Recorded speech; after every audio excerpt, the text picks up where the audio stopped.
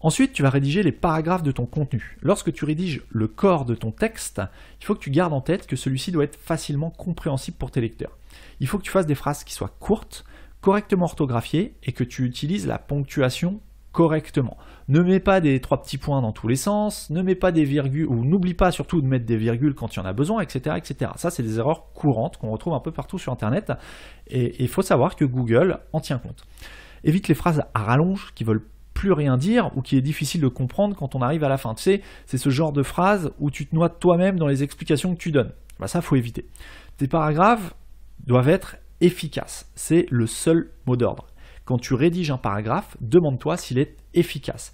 Et pour t'assurer que tes paragraphes sont efficaces, pense à les relire plusieurs fois. C'est fastidieux, mais c'est vraiment très important. Ça peut paraître long, c'est embêtant.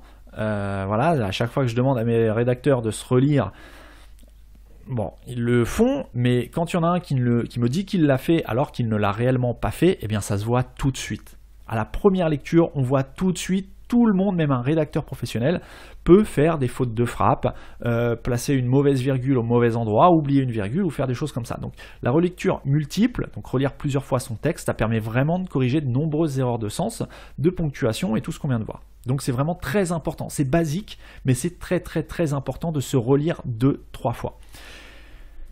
Et enfin, comme pour les sous-titres, n'hésite pas à utiliser des synonymes dans le corps de ton texte, dans tes paragraphes.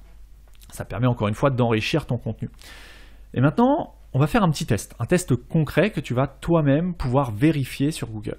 Je vais te lire 3 descriptions, et parmi ces 3 descriptions, tu vas me dire selon toi laquelle correspond le mieux à la description d'une grenouille. La description 1. Je suis une petite bête toute verte, un peu gluante. Je fais de grands sauts. Je vis où il y a de l'eau et j'adore manger de petites bêtes qui volent. Voilà pour la première description d'une grenouille. Garde-la en tête. Je te donne la deuxième description. Petit animal vert qui vit dans les marais, je saute entre les nénuphars et je mange des moustiques.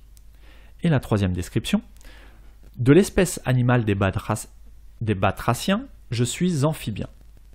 Donc on voit que là on a 3 descriptions qui a priori décrivent correctement une grenouille. La première description est assez longue, mais elle donne plusieurs indications qui peuvent faire penser à une grenouille. La deuxième description est un peu plus courte. Et la troisième, de l'espèce animale des batraciens, je suis amphibien, est vraiment très très courte. Et elle va directement au but. Eh bien, d'après toi, quelle est la description parmi ces 3 descriptions qui, du point de vue de Google, correspond le mieux à la description d'une grenouille? Eh bien, sache que c'est la 3e expression. De l'espèce animale des batraciens, je suis amphibien. C'est cette expression, cette description qui est correctement optimisée pour décrire une grenouille du point de vue de Google. Et c'est pourtant la description la plus courte. Donc on voit bien là que les mots qu'on choisit pour une rédaction sont très très très importants pour la compréhension de Google.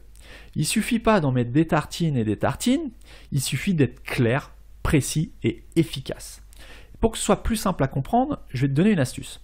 Si tu souhaites savoir comment Google comprend une de tes phrases que tu as rédigées, tu vas dans Google Images, tu saisis ta phrase et tu verras tout de suite si tu te fais bien comprendre ou pas par l'intelligence artificielle de Google en fonction des images qui vont te sortir.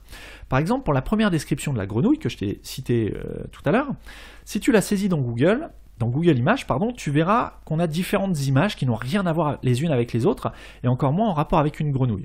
Pourtant, quand je te dis la description, je suis une petite bête toute verte, un peu gluante, je fais de grands sauts, je vis où il y a de l'eau et j'adore manger des petites bêtes qui volent, toi, en tant qu'être humain, tu devines qu'il s'agit probablement d'une grenouille. Eh bien, Google, pas du tout. Pour la deuxième description, on commence à voir apparaître quelques insectes dans Google Images. Donc, si tu as saisi dans Google Images, on voit des images d'insectes, des images de nénuphars, quelques images de grenouilles. Mais on voit bien que Google ne comprend pas précisément de quoi tu parles. Il devine, mais il n'en est pas sûr. Je te relis la deuxième description pour que ce soit bien clair dans ton esprit si tu n'es pas devant un ordinateur. Donc, la deuxième description, c'était « Petit animal vert qui vit dans les marais, je saute entre les nénuphars et je mange des moustiques. » Donc encore une fois, toi en tant qu'être humain, tu devines qu'il s'agit probablement d'une grenouille, d'un crapaud ou quelque chose comme ça. Lui, Google, il te met quelques images de nénuphars, parce que tu parles de nénuphars dans ta description, quelques images de grenouilles parce qu'il devine plus ou moins que tu parles peut-être de ça. Il te met des images d'insectes, puisque tu parles de moustiques. Donc voilà, on sait, il se rapproche de la thématique, mais il n'est pas certain de ce que tu veux lui dire. Par contre, la troisième description est parfaitement comprise par Google. Si tu saisis de l'espèce animale des batraciens, je suis amphibien dans Google Images, tu ne verras quasiment que des images de grenouilles. Donc là, cette méthode de passer ta phrase dans Google Images est vraiment redoutable pour optimiser le sens d'une phrase pour Google et pour savoir si Google te comprend. Donc ça, je t'invite vraiment à faire l'exercice. Ça permet vraiment de mettre en application et de voir, de comprendre la logique de Google et de l'intelligence artificielle, de comment il interprète les mots qui pour toi te paraissent pas forcément évidents et d'autres à l'inverse te paraissent évidents mais pour lui vont être un peu brouillons, un petit peu flous. C'est vraiment intéressant de savoir comment Google comprend ton idée et ce que tu veux lui faire passer comme message.